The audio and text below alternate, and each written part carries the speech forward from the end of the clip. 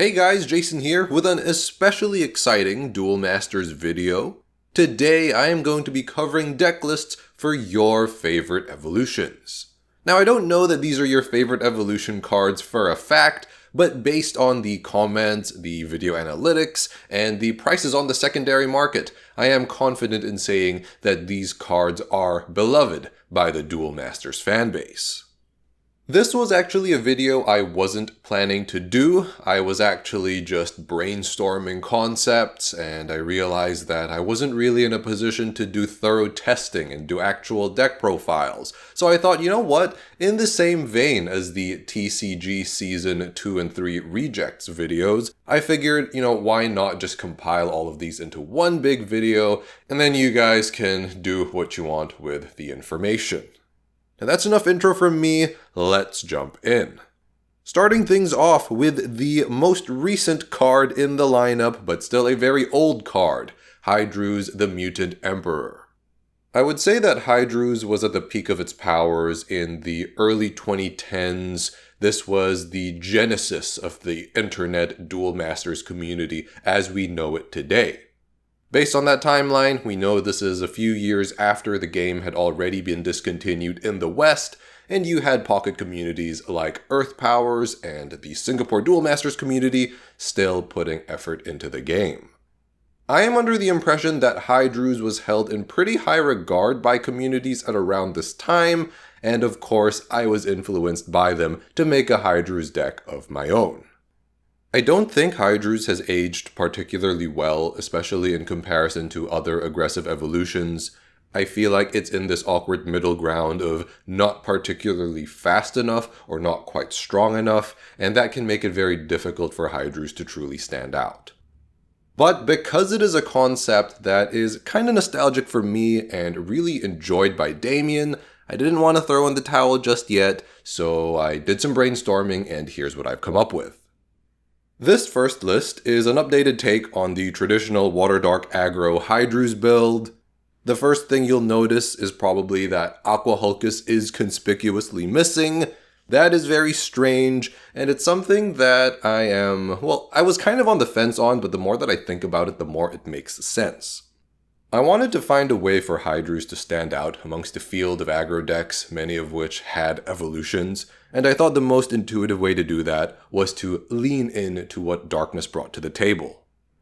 Of course, Destruction and Discard are nice, but I think the element that Darkness brings that best jives with what Hydrooze wants to do is Graveyard Retrieval, and that's why we have 2 Zombie Carnivals. So with this, I am operating under the assumption that Hydrooze is going to be a very resilient aggro deck even later into the game. So with that in mind, this Hydrooze build is going to gain card advantage through more explosive plays.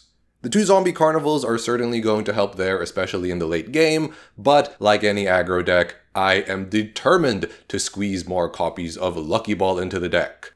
This is low-key my Lucky Ball brain rot. I just see an aggro deck and I have this urge to place 3 to 4 copies of Lucky Ball in it. So going back to Aqua Hulkus, the early curve of this deck is designed in such a way that Lucky Ball gets activated as early as possible. The Propeller Mutants and Emeralds are pretty self-explanatory. We just want to deploy them as early as possible so that we can use them to help get Lucky Ball online sooner.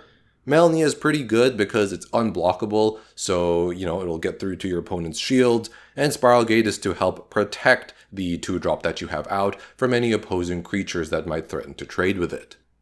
Sea Mutant Dormel is pretty good because it's difficult to remove, and by being difficult to remove, helps you get to Lucky Ball quicker, and also helps you evolve into Hydrooze. I kept in the 4 Holy Oz because I like the Emperor's Gambit gimmick, and I think that it also goes pretty well with Zombie Carnival. Let's say your opponent breaks Zombie Carnival and then they break Holy Awe. You basically deactivate their board, and then Zombie Carnival gets you the Hydrooze pieces that, may be enough to seal the game. In case you don't want to run the 4 Holy Oz for Civilization Purity or whatever, I think you can replace them with more shield triggers, like you could max out on the Spiral Gates, Aqua Surfers, and Terror Pits, or you can use this as an opportunity to bring back the cut Aqua Hulkus. For my second Hydrooze list, I have opted to include Light. This is because every time I put up a Hydrooze video, or maybe not every time, but every so often, I will see someone comment, you know, in my Hydrooze list, I use light, because Sirion can evolve into Hydrooze, etc., etc. So I thought, you know what? Let's give the people what they want. So here is my take on a Hydrooze build that uses light. And I mean properly uses light, and not just 4 Holy Oz. The Sea Mutant Dormel has been replaced with Sirion, and the deck is designed to operate a little bit slower. I did this because I wanted to use Petrova because it is a tribal deck, and it feels like a waste to have a tribal theme to run light and to not run Petrova.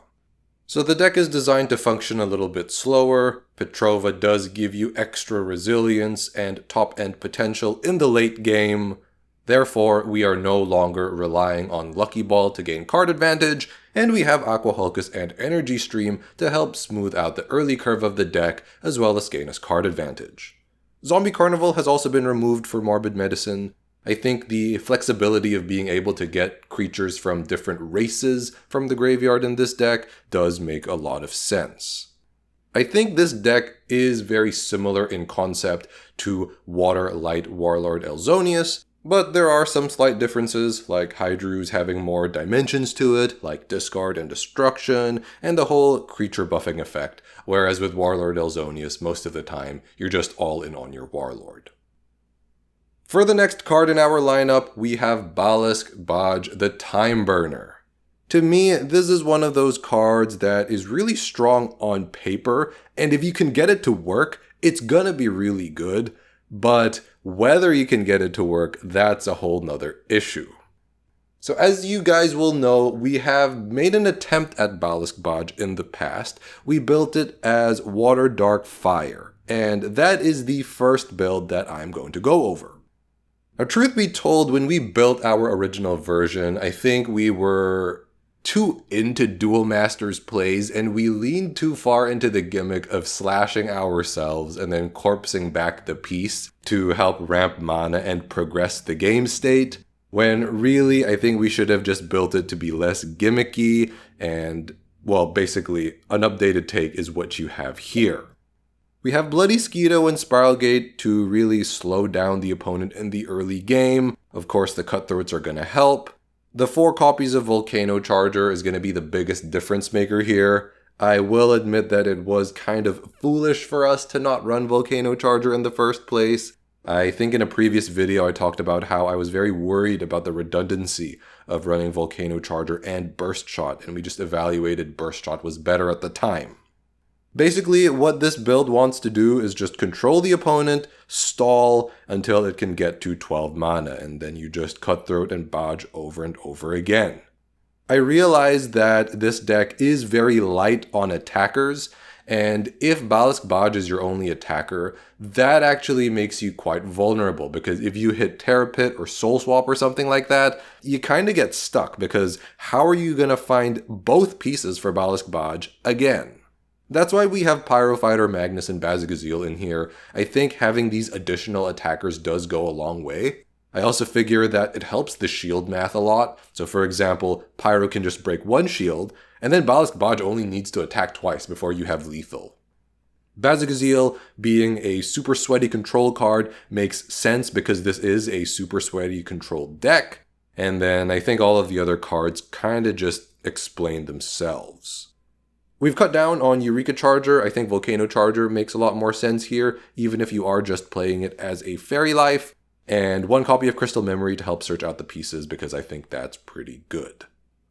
I think the main challenge this build will face is in having enough attackers and of course getting to that 12 mana, but I think this deck is designed to be rather resilient thanks to having Corpse Charger to bring back Balesk Baj in case it happens to be discarded, and of course Lost Soul to actively threaten your opponents in those later stages of the game. And of course, if your Baj attacks happen to get stopped by an unfortunate shield trigger, following it up with a Lost Soul still puts you in a pretty good situation. So yes, I am all about that Lost Soul beat life, even in other decks. And again, you have Pyro and Baz to finish the job. Now, the second Balesk Baj list I have is a turbo version featuring Nature. Again, in the comments, I often see people saying, you should run Balesk Baj with Nature instead of Darkness. So here you go, guys. Here is my take on it. We are maxing out on the early game mana ramp. We've got Fairy Life, we've got Bronze Arm, and then we also have Volcano Charger. I think, the roll compression of a Fairy Life and a Crimson Hammer is very useful for a deck that takes a long time to kick into gear. Obviously, what this deck has over the control version is access to more Wyverns. You are not relegated to paying 12 mana to play Balesk Baj through Balesk Baj plus Cutthroat. One thing you can do is you can actually play Twin Cannon when you're on 8 mana and you evolve it the next turn on 9 mana, and then, you can swing for 2 shields, Balesk Baj comes back, and then you can, swing for 2 more shields with Twin Cannon. I mean, I guess that's not bad, right? Aside from that, it has the usual candidates to help the deck run smoothly. Aqua Surfer is there to fend off aggro. We want to draw more cards with Energy Stream. And yeah, we just got a lot of board wipes. Being able to soul swap for Scarlet is pretty funny because you get to clear all your opponent's blockers and then you get to evolve into Baj if you're at 12, because it's like soul swap for 3 and then you Baj for 9. It's not different to playing Cutthroat and then Balesk Baj, except of course you are able to clear blockers thanks to Scarlet. If I'm being honest, I think this deck looks super fun to play, but it also seems kind of fragile, not necessarily to aggro builds, but to discard specifically. I don't know if we need the 3rd copy of Baj. I felt like 3 was too many in the control version, and it is kind of bricky, but where I'm going with this is that this deck is vulnerable to discard strategies. Whether slash discard or just hand discard, this deck does not like that very much, so you really have to go all out turboing to Balesk Baj as fast as you can. If you ask me, I would have more confidence in playing the Darkness version, but I think the Nature version looks more fun. People have been telling me to build it with Nature for a while, so here's my interpretation of it. Up next, we have Uberdragon Bajula. This is a long-term favorite of ours, and it is a card that we have found very challenging to figure out. In the distant past, we used to try to build this as a typical Good Stuffs deck with an Uberdragon Bajula lineup. That wasn't really the way to go because that would just end up being inferior to more consistent Good Stuffs oriented decks. I think we made some good progress with our Season 1 list, the Fire Nature Dragon deck that was designed to be an all-out turbo deck and bombard your opponent with Velorikas and, hopefully they just can't respond to that. It leaned further into the gimmick. It was designed to be more high-rolly in nature, and while I do prefer that approach to the Good Stuffs piles plus Bajula, time has shown me that we still have a lot of work to do if we are wanting to make Bajula a highly playable concept. The first list we have here is an updated take on the Fire Nature deck profile that we showed on the channel, except it leans further into mana burn. I was inspired by Mr. Bazzett's first placed IDC Turbo Mana Burn list. I took a look at it, and it made me think, what can we learn from this deck that we can apply to Bajula? Because both are concepts that revolve around mana burn. So as I was thinking about our Bajula list, one of the problems that I realized the deck had was it wasn't enough to swing early-ish with Bajula, because if that Bajula was somehow removed, it wouldn't be impossible for the opponent to recover from. Basically, Bajula could never come out early enough for the mana burn to do enough serious long-term damage to the opponent. So what we are doing differently is we are, one, adding more ramp to the deck in a way through the 4 copies of Volcano Charger, which helps with the aggro matchup, and we are also introducing more elements of mana burn in anticipation of Bajula. With Rebinso and Balzard, we hopefully have enough mana burn elements to really set the opponent back so that when a Bajula finally hits, it will be extra devastating. The mana curve of this deck is also designed in such a way where we can get away with not charging on certain turns because this deck has no draw, so you will oftentimes be top decking. The max copies of Fairy Life and Poisonous Mushroom are there to help get Volcano Charger out on turn 3. And then if we are able to get Volcano Charger out, we can then curve into Balzard, which is pretty nice. Another thing is that if we don't have Balzard, we can also just play Reap and Sow after that, which is pretty good without having to charge, so that helps preserve our hand size. Basically, you will see that there are situations where the cards charging for us actually makes a pretty big difference. Like if you Reap and Sow when you're on 5 mana and you don't have Velerica the following turn, you can just play Balzard from your hand, or if you do have Velerica, then you can charge to play Velerica. We're running a lot of ramp, so I decided to play the 3rd copy of Bajula on Damien's recommendation. 2 Bazes is probably necessary based on our learnings from the previous list. And yeah, we were just playing a ton of board wipes. 2 copies of Burst Shot and 4 copies of Apocalypse Vice. I originally wanted to play T-Dad in the deck, but Damien was like, well, if you're just playing cards every turn, then is T-Dad really going to do anything for you? So I thought, you know what? Good point. Maybe we can do away with T-Dad. I also originally had 4 copies of Apocalypse Vice in the deck, and then there was 1 open slot, but I decided at the last minute to just cut out 1 Apocalypse Vice so I could run 2 copies of Burst Shot. I haven't tested this deck yet, but it honestly looks super fun. It looks kind of promising. I don't know if I'm just coping or if it's actually any good, but I was very excited about this deck, and I couldn't wait to do another deck profile. I wanted to share this with you guys ASAP. For the second Bajula build, we are going the route of control, so pretty similar to what we did with Balesk Baj.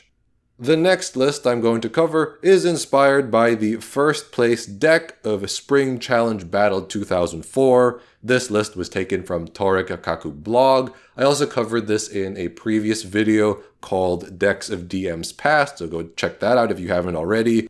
A very belated congratulations to the winner of this tournament, but I didn't see a name, so unfortunately I cannot give a shout out 2 decades after the fact. Anyway, it is very similar to the Balesk Baj list that we have. You basically play a bunch of sweaty control cards and a bunch of chargers to help get you to the high mana count that you need, and then your big bad finisher comes out. I believe this deck is called Dragon Control, and as you can see here, Bajula is not the main priority. The deck runs 4 Velericas, most likely to replace themselves or grab a copy of Balmedius who you want to swing with. Also, 4/ charters because it hadn't been Hall of Famed at that point. Yikes.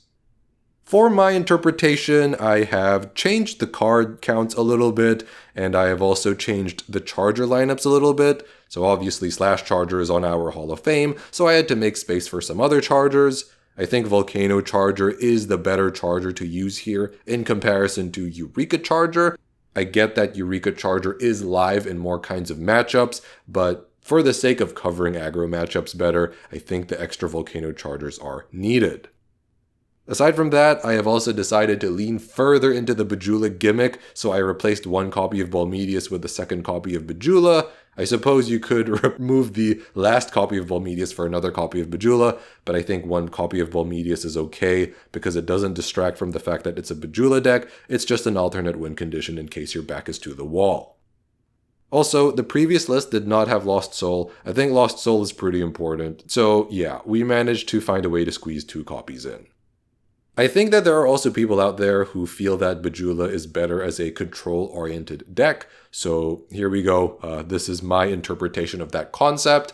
It's kind of funny because with Bajula and Balesk Baj, I think they have a lot of similarities, and I think the general online consensus is that with Baj, you want to play it turbo, but I prefer to play it as control, and then online, maybe there are people who prefer Bajula as a control-style deck, but I prefer it as a turbo deck. Different strokes for different folks, I suppose, but that is why I decided to cover both versions for both cards. Moving on, the next card we will cover is Craze Valkyrie the Drastic. This is a card that I certainly enjoyed playing for many years, and I am under the impression that it is pretty popular online as well. Initiates, of course, are a fantastic race, and Craze Valkyrie, though kind of expensive, is a very versatile card, which can serve different playstyles very well. The first Craze list I'll cover is the air quotes slow version, which is Merino Initiates. This is of course a classic. It was a meta threat in the OCG and in DMP, at least with Aquan, and it was also a thing in the TCG after the game's demise, but it became a pretty solid concept at that point. This is my latest interpretation. It's pretty much the same as the list I shared in TCG Revisited, except I am experimenting with removing Ballast. I put in 2 copies of Ballast originally to help police the field, to act as an additional 2-drop, basically extra copies of Sarius, but if Sarius's function is to ward off early aggro, then maybe Miraculous Snare can do the same thing, and then for the other Ballast, because Snare is on our Hall of Fame, I put in the 4th Terrapit. I think Terrapit is the best shield trigger here. I like the idea of being able to remove anything no questions asked, and I also felt that we were a bit light on the darkness section.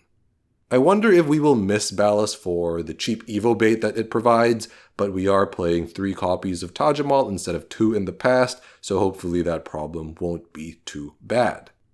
Not a whole lot to see here. I think most people are building Merino Initiates something like this. Miraculous Snare is a card that I do not like on a personal level, but it is an extremely good card, and actually, in my very first Marinomancer deck profile, from when I just started the channel in the late 2010s, I also remember playing 1 copy of Miraculous Snare in my original build. So yeah, I wonder why I took it out after that time. If this deck is missing anything, I think you could argue that it's Graveyard Retrieval. 1 copy of Morbid Medicine might be nice in the deck, but for consistency's sake, I have elected to play 4 Marinomancers instead, and 3 Petrovas because I want to be able to top deck the Petrovas as soon as I can. Moving on to the second Craze build, this is the air quotes fast version, which is Light Water Nature Aggro. So this looks a lot like our Beastfolk Mafia core. I think a lot of aggressive decks that use Light Water Nature will use similar cards. We've got a lot of advantage generating creatures here with Bronzearm, Hulkus, and Magrus, also to a certain extent Emerald, and yeah, I think it's pretty straightforward. This deck looks super fun to play. You're just playing cards turn after turn after turn. A lot of the time you are using them to build advantage, and then when you have enough mana, you can drop a Craze Valkyrie and then swing for game, or at least push for game. I wanted to be able to play T-Dat in this deck just to add another dimension to threaten the opponent. Say our opponent wants to Cranium Clamp us, or they want to hit us with a Lost Soul. Well, T-Dat of course provides a nasty surprise. T-Dat is also useful here because this deck does not have any explosive forms of draw. Unlike our Beastfolk Mafia list, I have opted to cut Mistreus from the deck, and I am unable to play my favorite aggro card, Lucky Ball, because based on the Civ composition and the need for initiates, I don't think I'm able to really fit it in. Unless, maybe I drop Aqua Hulkus, but then that makes the turn 3 of the deck very awkward if I whiff Bronzearm.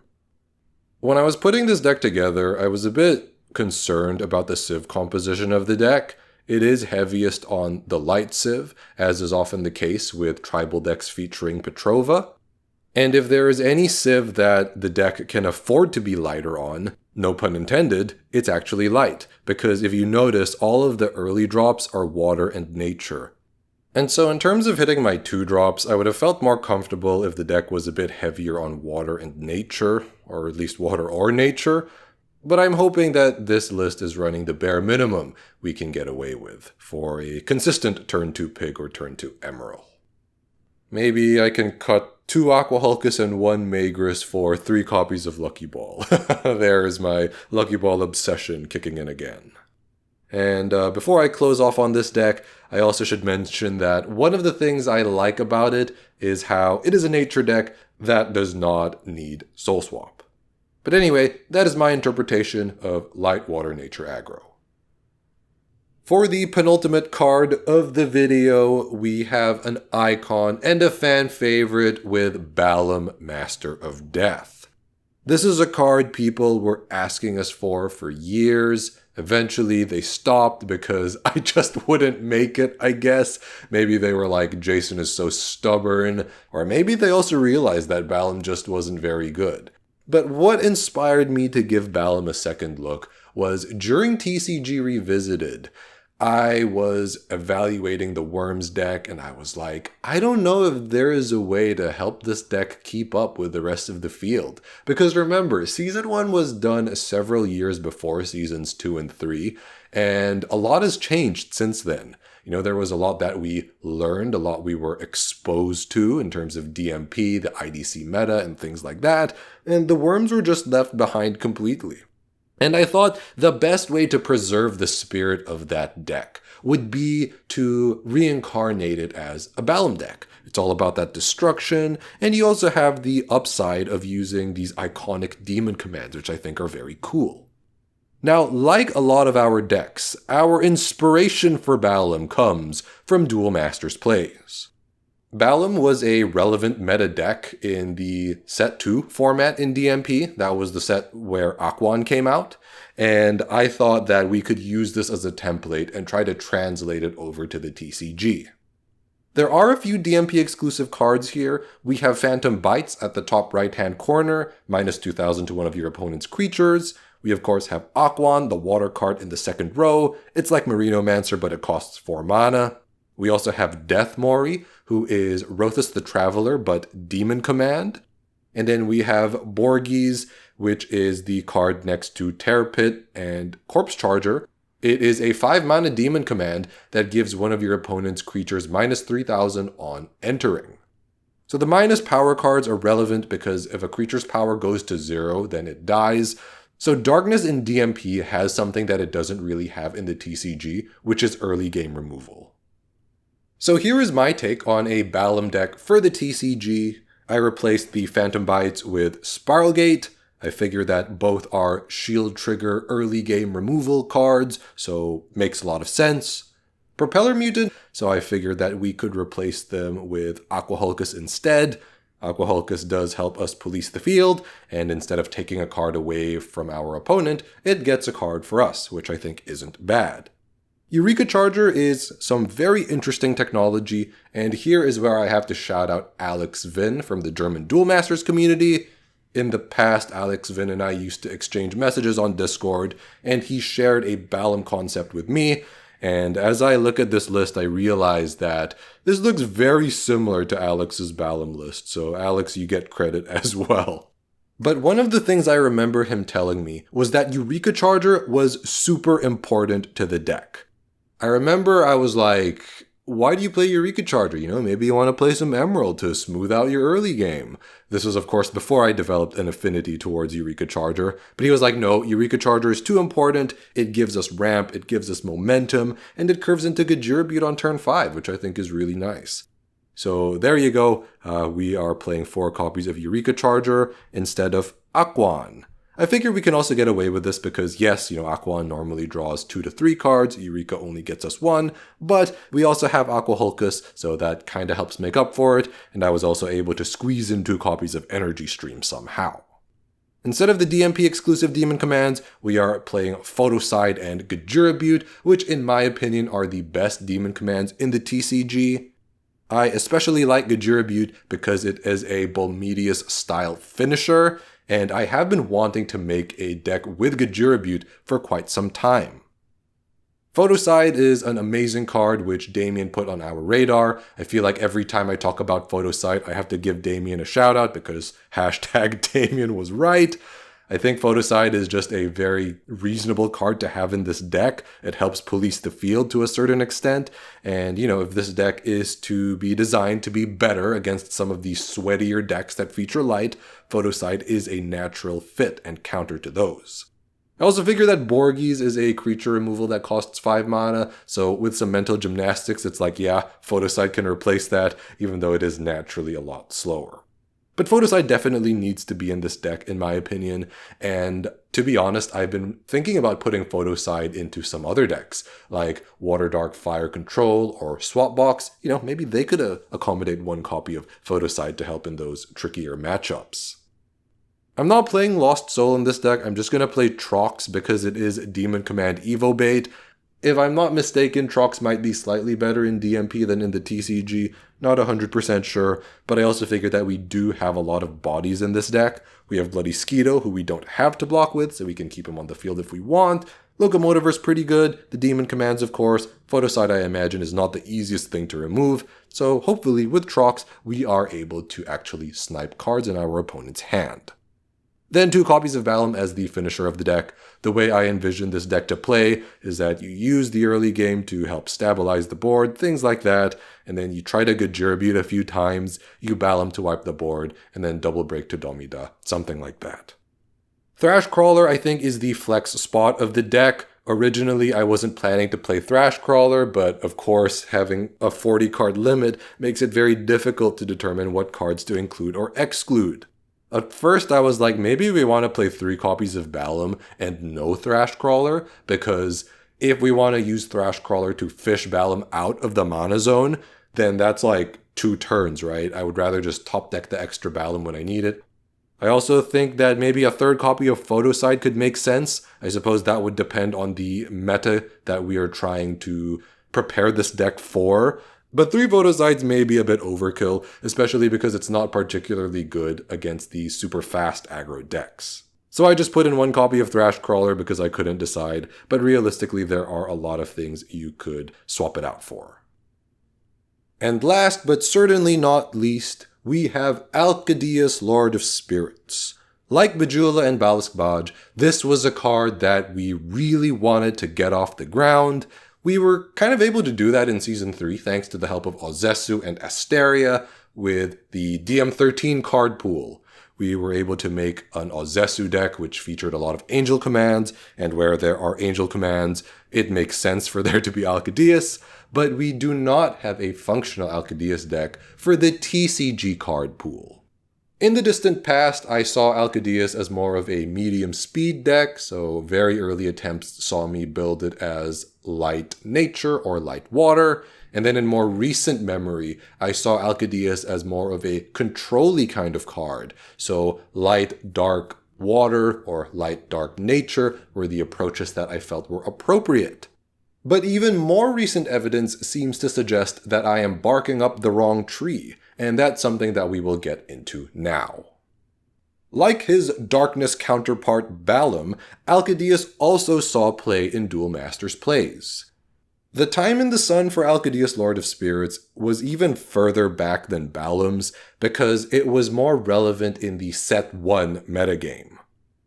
Decks at around this time were built very strangely. I kept seeing very thin Angel Command lineups splashed into decks, or I should say a few copies of Alcadeias splashed into decks that were already running 4 copies of Picari. Picari is the light card you see on the second row, 4 mana 4k Angel Command blocker that draws you a card when you summon it, so that's very useful. And I should also mention what the other DMP cards are here. We have Pekotan between Sundrop Armor and Valkyr. It's basically Magress but water. And then we have Titan Giant in the bottom right hand corner, who is a 7 mana 7k double breaker. When you summon him, you put the top 2 cards of your deck in your mana zone, and then you search your mana zone for 2 creatures, I think, and put them in your hand. I'm not sure if it was 1 or 2, but basically it's like a super uncanny turnip, so it increases available mana for the turn, and it also acts as card draw. Very good for an alternate boss card. But where I'm going with this is that beyond the strange Alcadeias splashes into the likes of Liquid People, Beatdown, and Bolmedius Control, the deck that I am showing you now is, in my opinion, one of the more sensible, dedicated Alcadeias decks.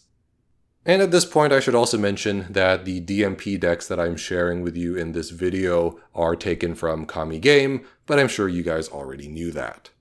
So going back to the deck, it is obviously built to be well-rounded. It's not quite fast enough to be a true aggro deck, so we are playing blockers and defensive shield triggers to help in those matchups.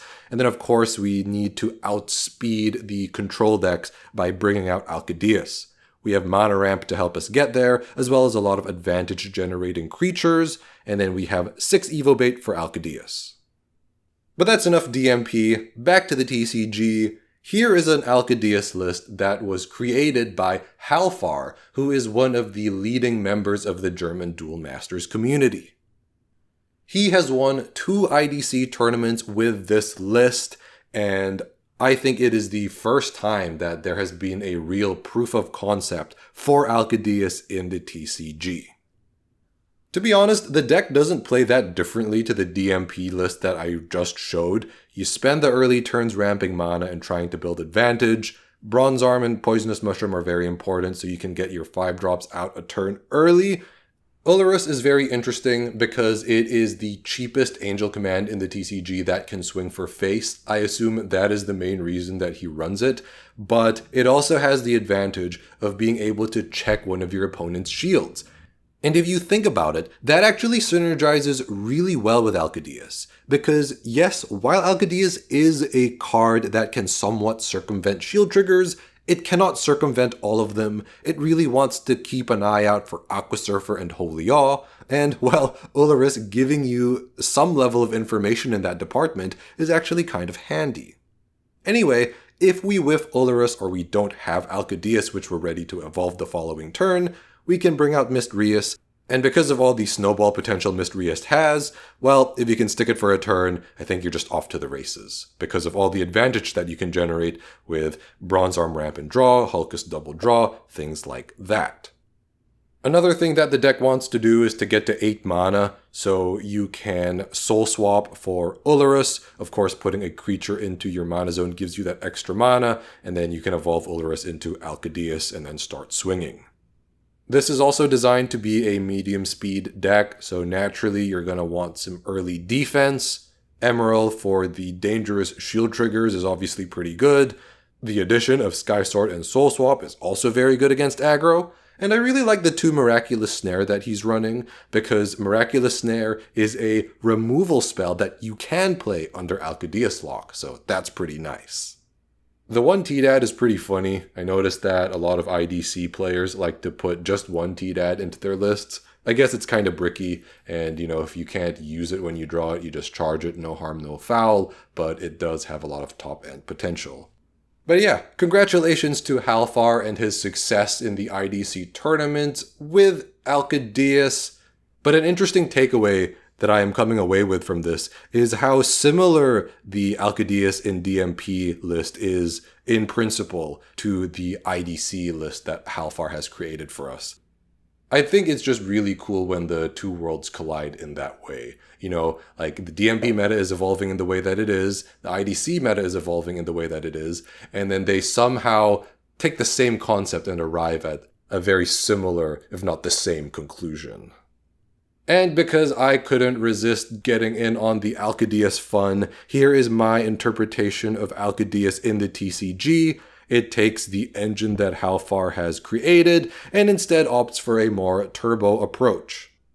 We're down to 1 Miraculous Snare because that's on our Hall of Fame, and we are playing a more turbo-style engine as opposed to the Mistreus engine Halfar had.